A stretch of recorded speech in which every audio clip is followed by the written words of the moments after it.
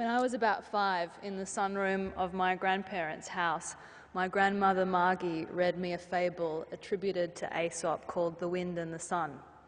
This concerned a competition between the two elements to decide who was the most powerful, and if you'll indulge me, I'd like to read it to you. The wind and the sun were arguing which was the stronger. Suddenly they saw a traveller coming down the road, and the sun said, "I see a way to decide our dispute. Whichever of us can cause that traveller to take off his cloak shall be regarded as the stronger. You begin." So the sun retired behind a cloud, and the wind began to blow as hard as it could upon the traveller. He blew strong gusts of air, so strong that the man could barely walk against them.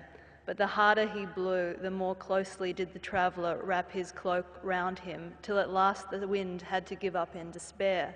Then the sun came out and sent his beams upon the traveller. The sun did very little, but quietly shone upon the man's head and back, until the man became so warm that he took off his cloak and headed for the nearest shade tree. Now, I don't need to tell you what the moral of the fable is. Obviously, it's important to instill in children whilst they're young that if you have a light-hearted and sunny disposition, it's going to be a lot easier in life to persuade other people to take their clothes off for you.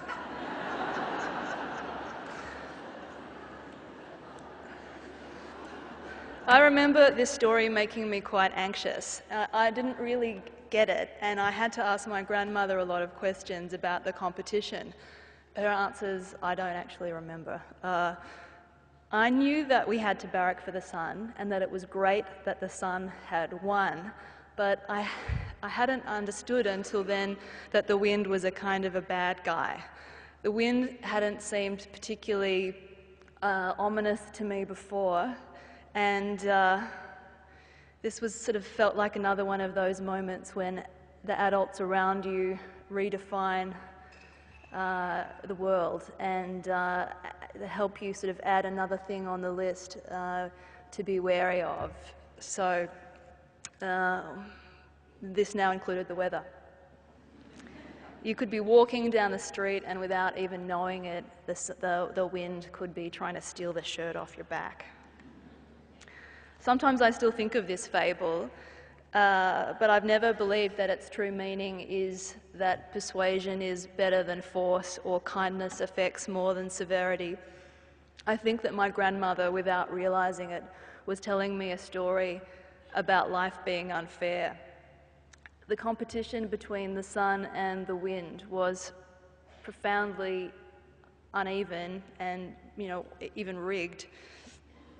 In some 5-year-old part of my brain, I feel that the wind was misinterpreted, that the wind didn't choose to be the wind, that the sun may have won some cosmological lottery that made it the more celebrated force of nature, but the wind didn't set out to be antisocial, and that Aesop should have been warning us that blessings and torments, that sunshine and bad weather are distributed unevenly, unfairly, unfathomably, even between siblings.